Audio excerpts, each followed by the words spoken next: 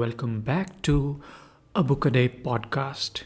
And as you know, these days I'm discussing some of the most important and significant characters from modern Indian history. And for that, I've picked a series from Niyogi Books called Pioneers of Modern India.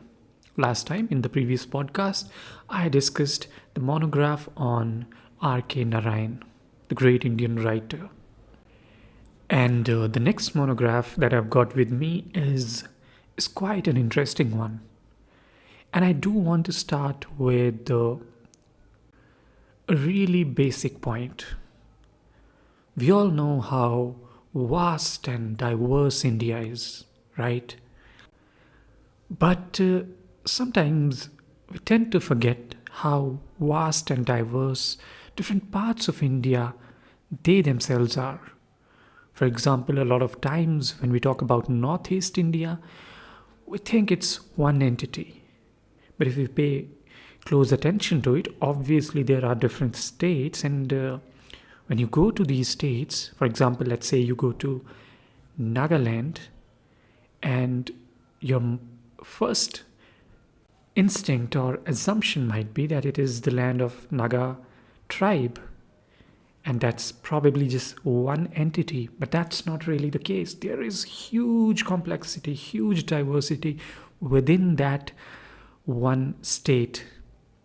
And even if you talk about one particular tribe or one group of tribes, the Naga tribes, and within that group you find a lot of diversity. So the point is, it's really complex. And getting to know India, getting to the intricacies of India, it takes a hell lot of a time. But we can try, and we can certainly try with the help of some wonderful books. And this one that I've got with me today, it's a monograph on Rani Gaidinliu, legendary freedom fighter from the Northeast. It's written by Kamei. So this is about a character called Rani Gaidinliu. And a lot of us might not be familiar with the name, but I'm sure by the end of this podcast, you will learn a thing or two about her.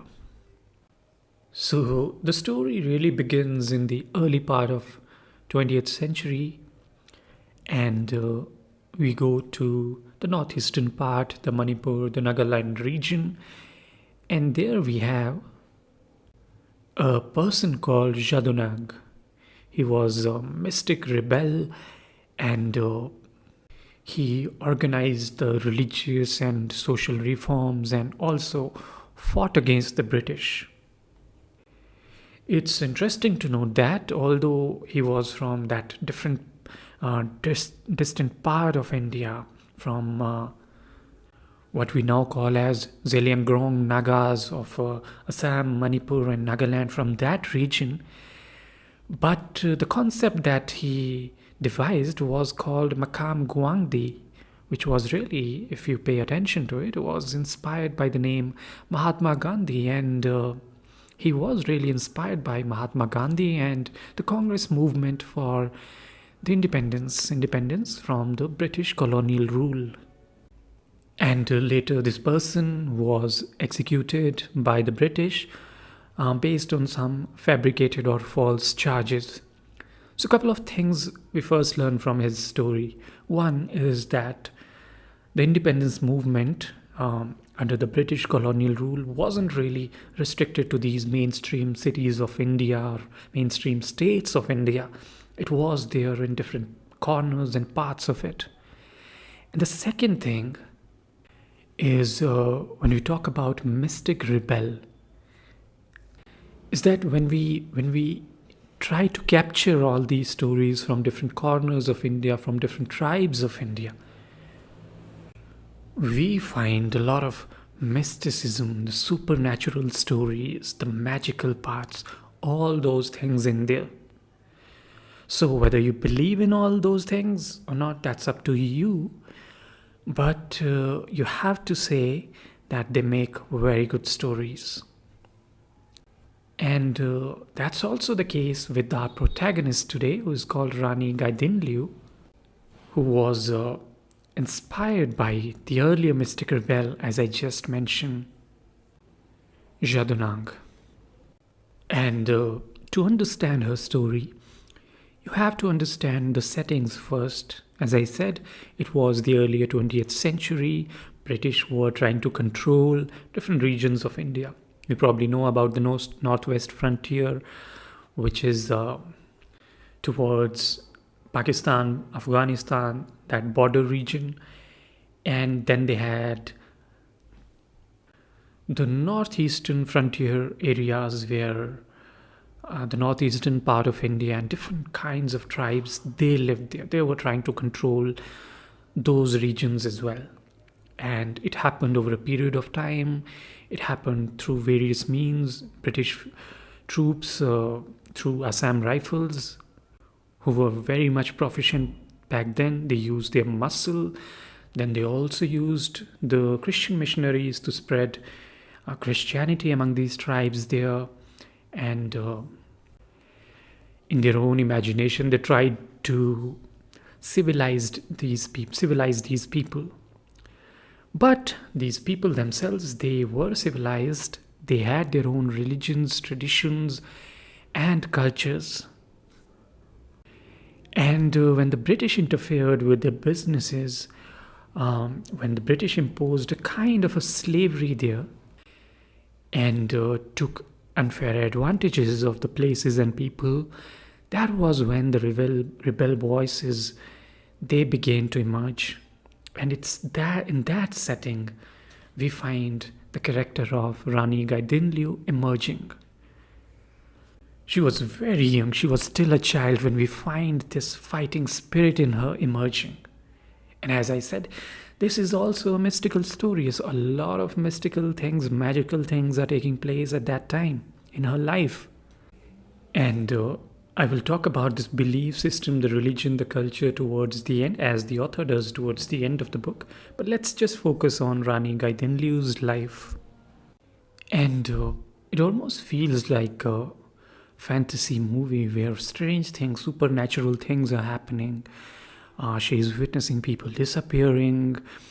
There are strange characters, almost mythical personas you'd find there. And there is this conversation going on with deities. And then there is this famous story of divine python, where she found one python through her dreams, and later she kept it under her bed. It was a kind of a divine companion. And all this was going on in her teenage years. It's quite an interesting time to grow up in, and something that probably you, dear listener, you and I would find hard to relate to, but it makes for such a good story. So that happened, and she became a kind of a spiritual leader for her tribe. But then begins the rebellion phase, because so far all this was going on in the spiritual or religious sphere. British didn't have as such a big problem with that. But when she started telling her followers that we are for free people and the white people should not rule over us, we are this independent tribes and we should rule ourselves, then it became a big problem for the British. And there began a political struggle, which was also sometimes armed conflict, that would continue for the rest of her life, even when India got independence. And there were different conflicts emerging regarding the independence of these tribes, their rights, and the kind of independence they were seeking from the Indian state.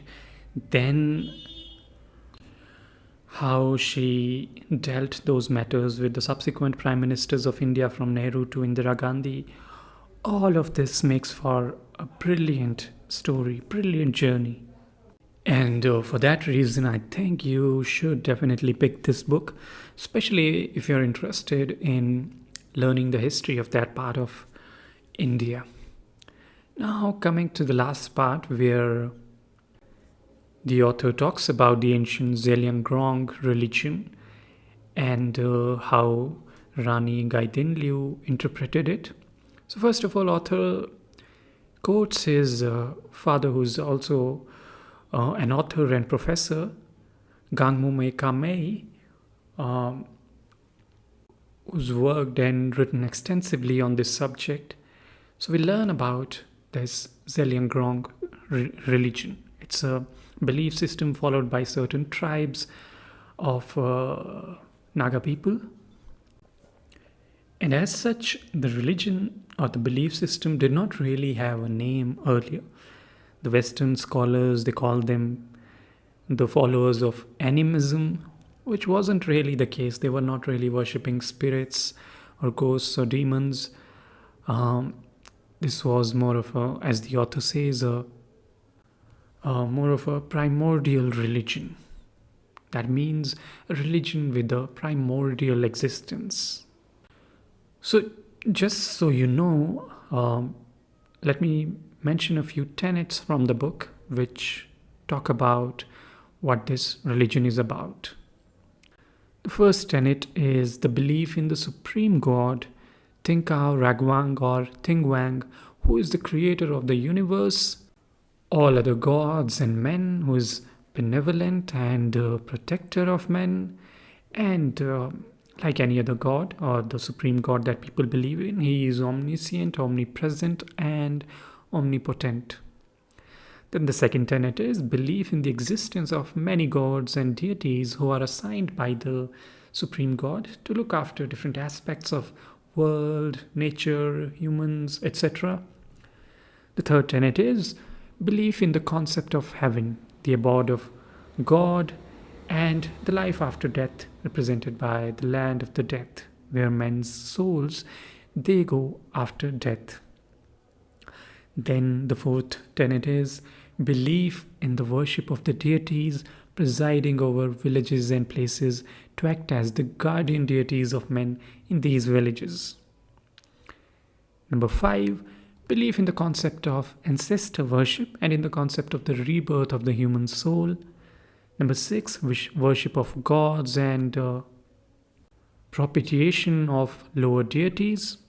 Number 7, belief in the concept of sin. That is something that is violation of religious, moral, or social customs or norms.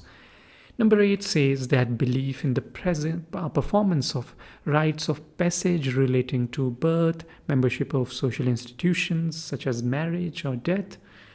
Number 9 says belief in the redemption and salvation of the soul in heaven for good doers and retribution by the divine for bad doers.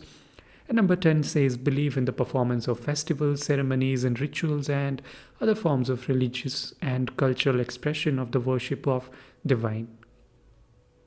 So these are the basic tenets, and they have their own stories of origin, of creation, of universe, gods, and men, and that is something I found really interesting. So the author tells us the Zeliangrong community is ancient community. It has its own cosmological myth, philosophy, and theological foundations. So the creation myth is quite simple and something that you might have heard in various other religions as well.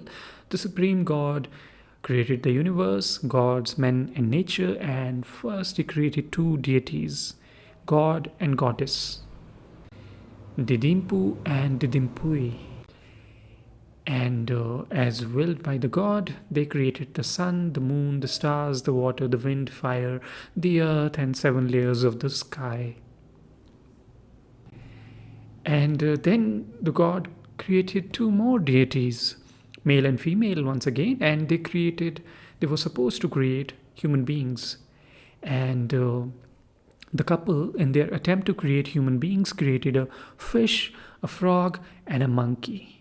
The supreme god was not satisfied with these creations, and hence the fish was set free in the water, the frog was freed on land, and the monkey was set free into the forests. Then these 2 deities, they were supposed to do the task. They prayed to the god for the advice, and then the god revealed to them his image to be adopted as a model or prototype of man. And that's how these deities created a man and a woman. out of the clay of an anthill. But they were, of course, lifeless at that point, and then the Supreme God appeared and breathed soul or life force into the bodies. So, when you hear these origin stories or mythologies, you find certain interesting similarities with the mainstream Hinduism and certain differences. I was fascinated by noticing once again that fish comes first, and then comes frog, then comes the monkey, which is quite similar to the different avatars of Vishnu in Hinduism. But more importantly, that's also similar to how life evolved on Earth. How fish or life in the oceans that came first, and from that these aquatic life forms they moved slowly to the land, and then came the ancestors of apes or monkeys or human beings, and then ultimately the human beings. So that's really fascinating. That always fascinates me how they got it in that order. But it's not just that. The entire religion, its culture, its history, and its close association with nature, and how they perform their festivals as well as important rites, all of that is quite fascinating, and I'm sure you're going to love it when you read. So I hope you'll have a good time reading that, and with that, I'll take your leave. Keep reading, keep enjoying, and let me know how you found Rani Gaidinliu's story and what other things you would want to know about her or the series that I'm doing. Thank you. Thank you for listening.